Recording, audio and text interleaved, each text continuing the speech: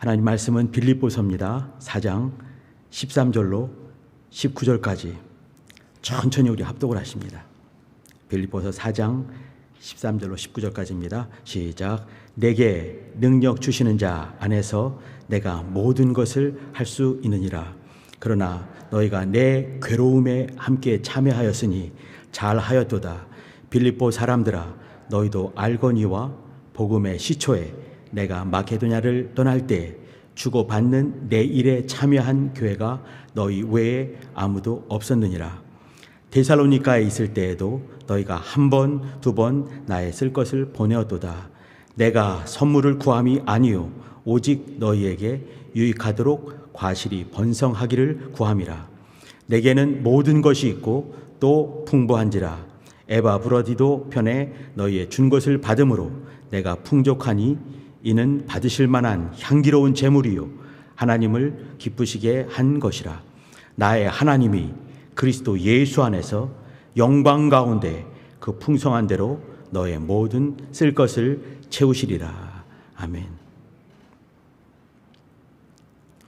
괴로움에 함께 참여하라라는 제목을 가지고 은혜를 나누도록 하겠습니다. 14절 보시게 되면 그러나 너희가 내 괴로움에 함께 참여하였으니 라는 말씀이 있고요. 15절에도 보게 되면 주고받는 내 일에 참여한 교회가 너희 외에 아무도 없었다. 이렇게 참여한 교회에 참여하였다라는 그 말씀이 있습니다. 어떤 집사님의 간증으로 시작을 해볼까 합니다. 예수 잘 믿는 집사님이 계셨어요. 아들이 하나 있었습니다. 공부하느라고 쉽지 않죠, 요즘 세상에. 어느 날 오더니 아들내미가 한마디 합니다. 엄마, 도시락을 2개 싸주세요. 뭐 공부를 또 많이 하느라고 늦게 오느라고 배가 많이 고픈가 보다 싶어서 도시락을 2개씩 싸줬습니다. 아들은 이제 매일같이 이제 밤늦게까지 공부하고 늦게 돌아왔습니다. 또 그런가 보다 했습니다. 어느 날 좀 일찍 들어왔습니다. 그러니까 도시락이 하나가 남아있는 거예요. 얘가 왜 그런가? 이럴 때는 함부로 물어보지도 못하죠, 엄마들. 이제 눈치를 보고 있는데 애가 표정이 말이 아닌 거예요. 괜찮니? 물어보니까 애가 울면서 하는 말이 뭐냐면 이제 고백을 하는 거죠. 자기가 왜 2개를 싸게 됐는지 그런 얘기를 쭉 하는 거예요. 사실은 짝꿍이 있는데, 친한 짝꿍이죠. 이렇게 짝꿍이 있는데 짝꿍이 이렇게 엄마가 아프셔가지고 홀어머니가 이제 버셔서 이렇게 사시는 아주 가난한 삼형제가 있는 집안이었습니다. 맞인데 그 짝꿍인 거죠. 짝꿍이 이제 이렇게 그 엄마가 병원에 입원하는 바람에 도시락을 못 사오니까 얘가 기특한 마음으로 엄마한테 그 말을 못하고 지가 먹는다고 이렇게 이제 말하면서 2개를 싸가지고 이제 하나를 친구에게 준 거예요. 같이 밥을 먹은 거죠. 근데 이제 그 엄마가 중한 수술 때문에 그날 애가 오지를 않은 거예요. 그래서 이제 그 중한 수술, 이제 어려운 수술 아니겠습니까? 그래서 이제 얘가 너무 낙심해가지고 이렇게 있는 거죠. 그래서 하는 말이 뭐냐면 엄마가 이제 수술을 했고, 근데 집에는 동생이 2이 있는데 삼형제다 보니까 제일 마지가 자기 친구인데 그 집사님 아들내미인데 동생 2은 초등학생이 2이 있는 거예요. 사는 녀석 2이. 그러면서 걔가 고개를 푹 숙이고 이렇게 들어가는데 보니까 이 집사님 마음이 짠한 거죠. 어떻게 할까? 이제 이렇게 있는데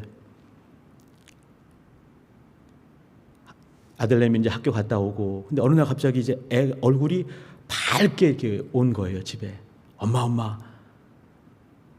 어떤 아줌마가 우리 친구 집에 왔는데 이렇게 김치도 싸오고 밑반찬을 잔뜩 해가지고 해오셨대. 아주 기쁜 소식을 전하는 거예요. 그러니까 이제 엄마가 어머 그러니 그런 좋은 분이 또 계시는구나. 그러니까 막 좋아가지고 애가 막 좋아하는 거예요.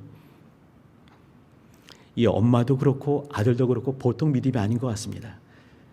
요즘 엄마들 쉽지 않죠. 아들내미가 그 허구한 날 그 친구 그 엄마가 있는 그 병원에 가서 엄마 병원에도 같이 가고 또 친구 만나고 그 일을 하는 거죠. 우리 아들 공부해야 되는데 그게 있는데 또 불구하고 엄마는 그저 지금 이렇게 이기적인 시대, 이렇게 자기 친구를 돌아보고 동생을 돌아보고 또 이제 불쌍히 여기는 그 마음이 너무 좋아서 이렇게 이제 아무 말 안 하고 이제 이렇게 같이 기도로 지원하고 있었습니다. 또 온 거예요. 중계방송하듯이 엄마 이번에는 그 집에 오셔가지고 그 아줌마가 구석구석 청소를 다 해주고 빨래도 다 해주고 갔대 이렇게 말하는 거예요. 올 때마다 이제 엄마 마치 중계방송하는 아나운서처럼 그 소식을 전하기 시작했습니다. 이제 엄마가 한마디 했습니다. 야 아들아 너는 엄마보다 그 아줌마를 더 좋아하는 것 같다 하니까 애가 웃으면서 사실 그런 것 같아. 난 그 엄마 팬이야. 그 엄마가 아니죠. 그 아줌마 팬이야. 막 웃으면서 막 좋아하고 그러는 거예요. 그 엄마가 이렇게 이제 그 아줌마 누구겠습니까? 그 집을 청소를 다 해주고 나오는데 문자가 하나가 덜렁 떴습니다. 문자 내용이 바로 그렇습니다. 이 세상에서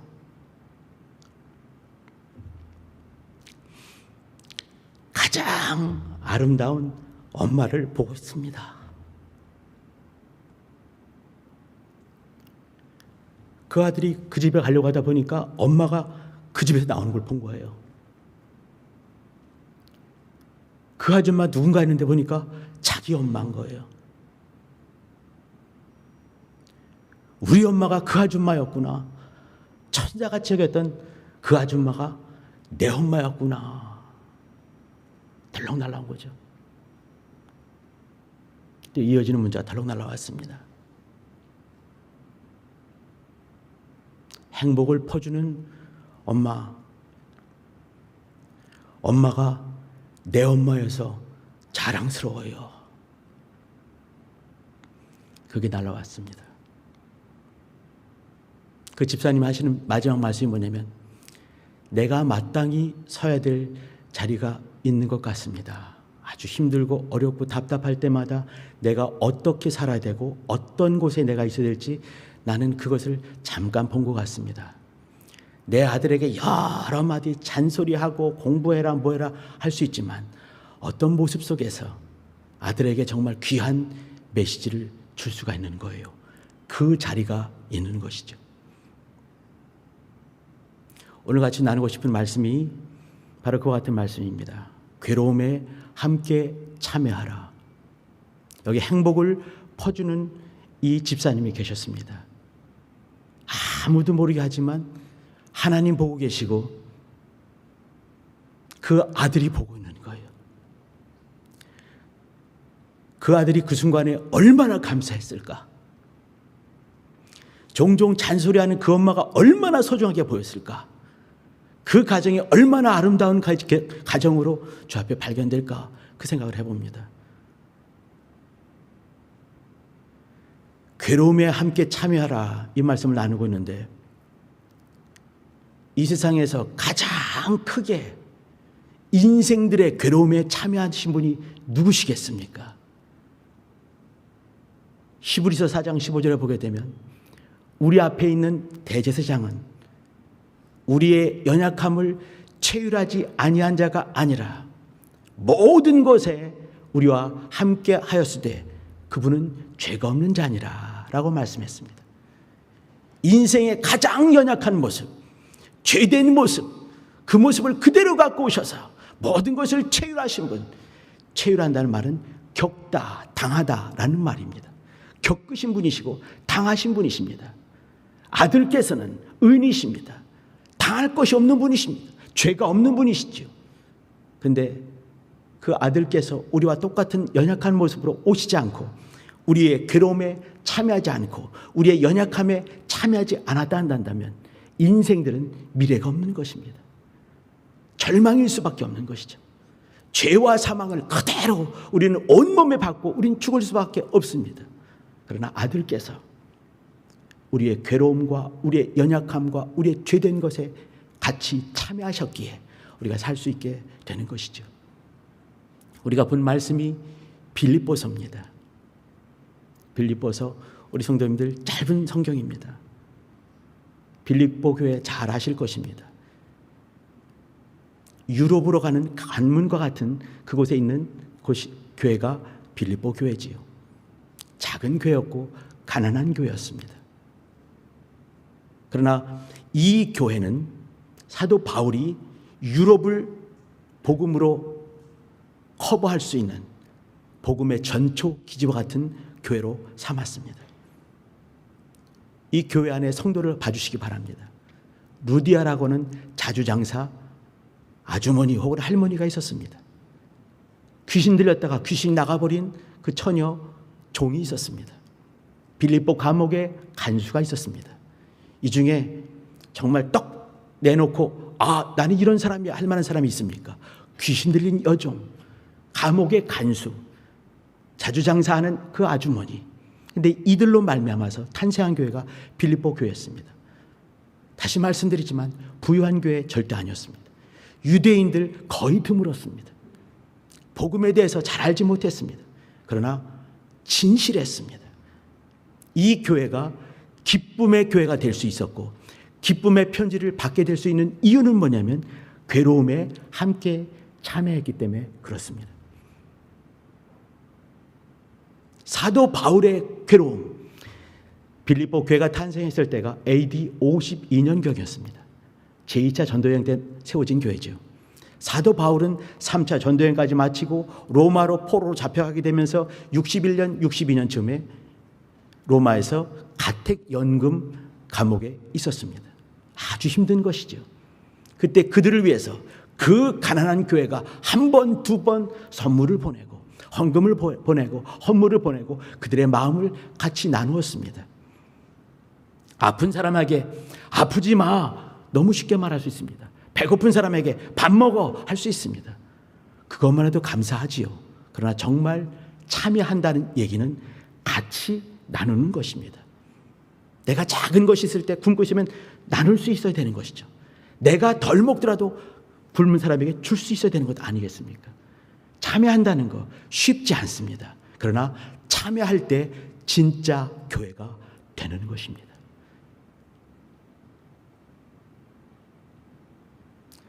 지난주에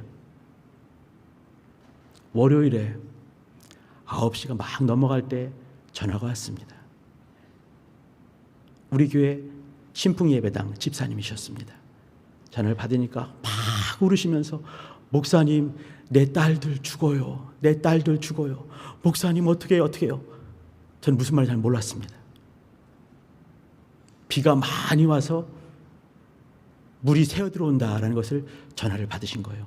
이분은 제가 지난 주일날 저는 이제 평택에서 고등부 예배를 다 마치고 이렇게 마지막 마무리하고 있었을 때 전화를 하신 분이십니다. 정확 검진을 해야 되고 또 조직 검사하게 되면 병이 심상치 않은 거 아시지요? 조직 검사를 하러 이제 다음 날 월요일날 들어가신다는 거예요. 그러면서 근심을 잔뜩 하시면서 전화하신 거죠. 한참 말씀하시고 얘기 나누시고 또 같이 기도를 막 하고 또 교제하는 그 시간이지 않습니까? 그런 시간을 좀 길게 가졌습니다. 근데 그분이 그러셨습니다. 목사님 이 얘기를 그 핸드폰으로 스피커폰으로 해서 제 앞에 수연이도 수지도 또 현정이 초등학교 6학년짜리예요. 같이 듣고 있습니다. 막 웃더라고요.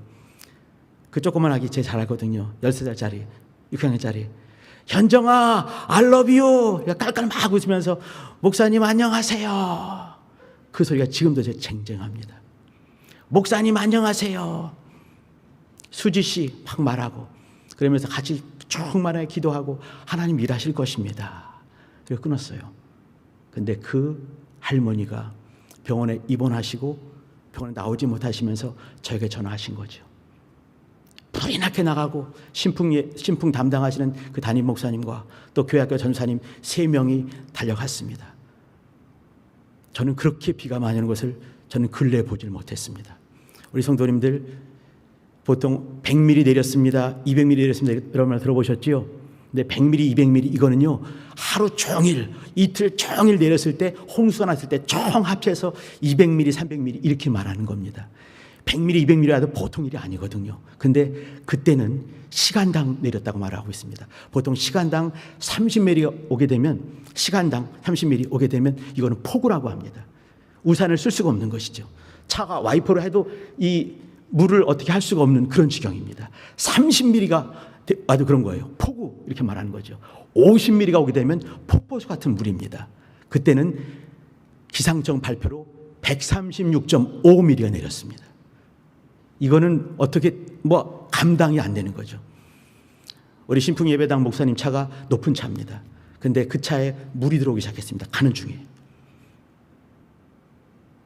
더 이상 갈 수가 없어서 제가 내렸는데 넓적다리와 엉덩이까지 찼습니다. 온 천지가. 600m를 더 가야 되는데 그 집까지 가려면은 아무것도 안 보이는 거죠. 난리가 났습니다. 제가 제일 먼저 시작을 했어요. 신풍예배당 목사님은 차를 어떻게 할 줄 몰라가지고 이제 차를 파킹하고 오고, 여전사님은 뒤에 처지시고, 가보니까 온 천지가 물이었습니다. 제가 할 수 있는 게 아무것도 없었습니다.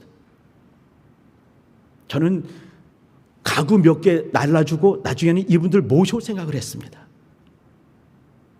가는 중에 전화가 또 한 번 왔었거든요. 근데 그것이 뭐냐면, 목사님 문이 안 열린대요. 문이 안 열린대요. 울면서 그 말을 했어요. 수압이 너무 세가지고 여인들 3명이 있는데 그 여인들이 열 수가 없는 거죠. 이 어머니 얼마나 정말 애가적이 높겠습니까? 막 울면서 내 딸 죽어요. 목사님 내 딸 죽어요. 빨리 가주세요. 근데 갔을 때는 이미 반지하 계단이 보이지가 않았습니다. 물이 꽉 차버렸어요. 창문이 한 5cm 남았나 끝까지 다 차버렸습니다. 그 얘기 뭐겠습니까? 천장까지 물이 찼다는 거예요. 그때가 9시 반 넘어서 10시가 좀 안 됐습니다. 점점 비는 오고 제 전화가 그때 불이 나는 거죠. 근데 저는 그때 몰랐습니다. 밖에 비는 억수로 오고 길길 뛰지만 아무것도 못하는, 12시가 넘어서 물이 좀 차려들고 경찰들이 오고 그 방범창을 뚫고 들어가는데 20명이 넘게 오셨는데도 잘 못 들었습니다. 겨우 뚫고 들어가서 1시나 되어서 한 분씩 3분이 나오기 시작했습니다. 늘 사랑하는 홍수연 씨가 나오고 아기가 나오고 시신으로 나오는 거죠. 제일 나중에 수지 씨가 나왔습니다. 새벽 2시가 되어서 제가 병원에 계신 집사님께 전화를 드려야 되는 거예요. 계속 전화하시는 거죠. 나중에 확인했습니다. 전화를 드렸습니다. 제가 그렇게 말했습니다. 집사님, 목사가 돼서 한 명도 구해내지 못했습니다. 너무 죄송합니다.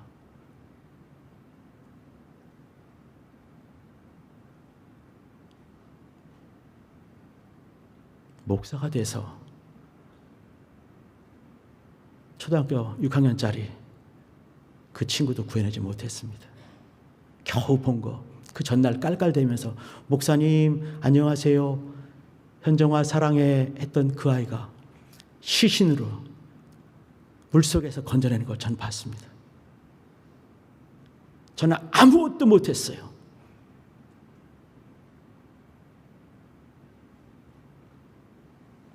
그때 드는 생각이, 머리는 하얘지지만 앞으로 어떻게 할 것인가, 우리 집사님 어떻게 도와야 되는가, 정신이 하나 없는 중에 그런 고민을 하게 됐습니다. 윤 대통령님 오셔가지고 그걸 다 보시고 한마디 하셨습니다. 이 할머니가 나오셨을 때 거할 수 있는 집을 장만해달라. 그분은 한마디 툭 던졌습니다. 그러면 이제 구청장이나 아랫분들이 움직이겠죠. 어떻게 움직이겠습니까? 그들은 마음을 다해서 움직이겠습니까? 아니면 과제로 여기겠습니까? 저는 간절히 바라기는 그분이 정말 남아있는 분들, 돌아가신 분들 애도하는 마음을 가지고 남아있는 분들 정말 성심성의껏 챙겨주길 정말 소망하지만 그럴까 생각이 듭니다. 왜 그러냐면 어제 통화를 했는데 집을 몇 개를 갖고 왔다는 거예요. 이 중에 갈 수 있는 집이 있겠습니까? 봤는데 갈 만한 집이 없다는 것이죠. 구청장이 일을 하고 어떤 분들이 서울시에서 일을 할 때 어떻게 일하겠습니까? 마음을 담아서 일하겠습니까? 아니면 대통령이 준 과제를 수행하겠습니까? 제가 볼 때는 후자가 아닌가 싶은 거예요. 그저 과제를 하는 것이 아닌가, 영혼이 담겨 있지 않은 그런 일을 하는 것이 아닌가. 물론 나라도 일을 하겠지요. 해야 되니까. 사회도 긍휼함을 가지고 일할 것입니다. 지금은 긍휼히 여기는 그런 마음이 있으니까. 그러나 끝끝내 이것을 가져갈 수 있는 것이 어디겠는가 고민을 한번 해보는 것입니다. 어디겠습니까? 우리 교회 공동체가 아닌가 생각을 한번 해봅니다. 괴로움을 함께 하는 그런 공동체, 그것이 뭐겠습니까? 주께서 이 땅에 남겨놓으신 교회 공동체입니다.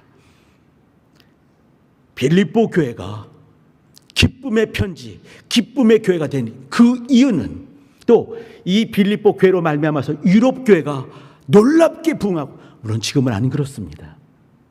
인생들이 있다 보니까. 그러나 그때 놀랍게 부흥한 그 이유는 긍휼을,